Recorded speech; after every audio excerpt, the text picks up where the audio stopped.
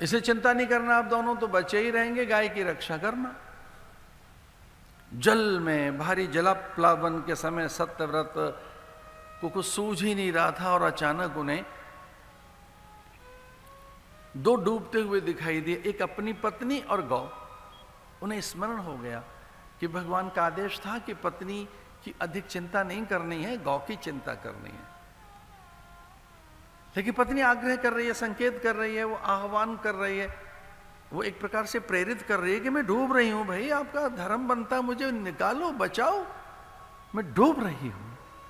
ये कौन सा धर्म है कि आप मेरी उपेक्षा करते हो, उस पर ध्यान नहीं है और गौ की ओर भाग रहे हैं। तब उन्होंने संकेत में कहा डूबते हुए सत्यव्रत ने कि आपको कुछ नहीं होगा, आप स्वयं सिद्धा हैं, पूर्णा हैं, अजेय हैं, नित्या हैं, शाश्वती हैं, आप स्वयं सनातनी हैं, आपका कुछ नहीं होगा, आओ आओ आओ मिलकर। तो सहसा दोनों को बोध हुआ, दोनों में ज्ञान उत्पन्न हुआ।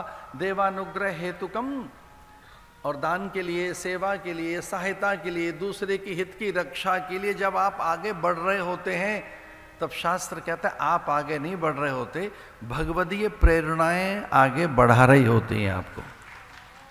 आप में कहाँ इतना साहस है कि दान दे सकें, सेवा कर सकें, दूसरों की रक्षा कर सकें, दूसरों के हित में शुभ विचार कर सकें। जब भी कभी पारमार्थिक प्रयोग और उदारता और दान की बात और दूसरे के हित की कभी आप में कोई कल्पना जगे, तब ये विचार ही ईश्वर का है, ये विचार मनुष्य का नहीं है। देवानुग्रह हेतुकम, देव अनुग्रह से ही उदारता पैदा होती है। उदारता तो ईश्वर का गुण है। ऐसो को उदार जगमाई, बिनु सेवा जो द्रवे दीन पर, राम सरिस को नहीं। ऐसो को उदार जग माही, उन जैसा उदार कौन होगा, उन जैसा तो कोई उदार ही नहीं है।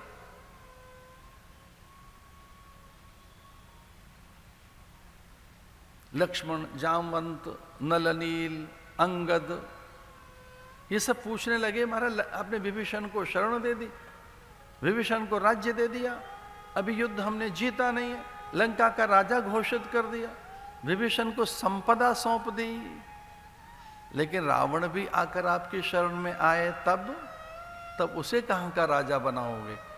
तो भगवान ने कहा एक बार वो आए तो सही, उसे अयोध्या का राजा बना दूंगा मैं, एक बार तो शरण में आए, लंका का तो नहीं बना पाऊंगा क्योंकि लंका का राज्य तो विभीषण का है, वो मेरे वचन निरर्थक नहीं होंगे, पर एक बार रावण आए तो सही। ऐसे को उदार जग माही, बिनु सेवा जो द्रवे दीन पर,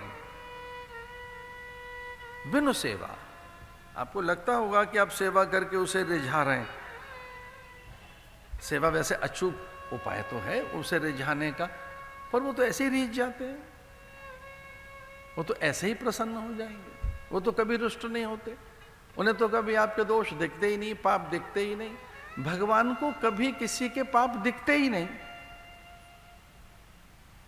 इसलिए भगवान अत्यंत प्रसन्न हो गए कि देखो उन्होंने गौ की रक्षा की और नदी उस भयानक जल में अचानक एक नाव दिखाई दी और ये ज्ञान हुआ कि ये तो नाव भगवान ने ही भेजी है। नाव माने साधन, विपत काल में कोई साधन हाथ लग जाएगा, तरने के लिए, तैरने के लिए, पार जाने के लिए, सिद्धि के लिए, पूर्णता के लिए, जीवन की संसिद्धि के लिए कोई साधन मिल जाएगा।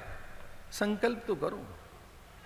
डूबती हुई अवस्था में जब कोई निराशा है, जब कोई उपाय नहीं है, साधनहीन है आप, तब को साधन मिल जाएगा देव कृपा से। और नाव दिख गई, जैसे तैसे गऊ को नाव में रखकर और वो बचे, नाव जल के ऊपर आ गई, अब उनके प्राण बच गए थे और ऐसे थोड़ा सा किनारे की ओर कि कहीं कोई किनारा लगे, और तब देखा कि एक हल्का सा किनारा भी लगा, कहीं जल कम है, तो सप्तऋषि दौड़ते हुए नाव में आ गए।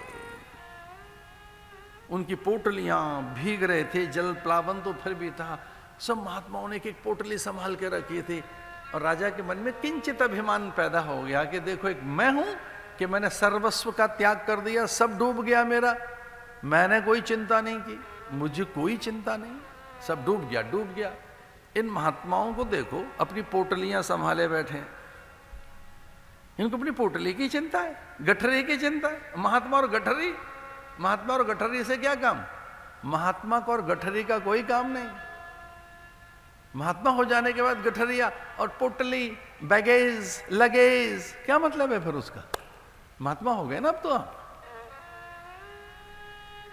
साधु गांठ न बांधई, उदर समाता ले, आगे पीछे हरि खड़े, जब मांगे तब दें। साधु गांठ न बांधे, साधु उसे नहीं कहते जो गठरी बांध कर चलता है। और ये गठरिया लेके चल रहे हैं, ये देखो पोटली इनके पास में, और उस पोटली की चिंता किए बैठे। हल्का सा अभिमान हो गया राजा को। राजा से रहा नहीं गया और उन साधुओं से, सप्तऋषियों से पूछता है कि हमारा क्या चिंता में पड़े, अपने प्राण बचाओ, ये पोटली को संभाले बैठे हैं आप तो। तब संतों ने धीरे से कहा, रे राजन, इस पोटली में हमारे लिए कोई चीज नहीं, इसमें अन्न है, औषधियां हैं, आने वाले प्राणियों के लिए, जैव रचना के लिए जैव सूत्र हैं, सृष्टि के रहस्य इनमें हैं, हमारे लिए कुछ नहीं है। ईश्वर की आज्ञा से ये ज्ञान गूदड़ियां हैं, ज्ञान पोटलियां हैं, ये टेक्नोलॉजी है, इसमें अन्न है, धन धान्य है, शाक और फल तरकारी के बीज हैं। अरे मूर्ख, ये अपने लिए नहीं, संसार के लिए संभाल के रखी हैं चीजें।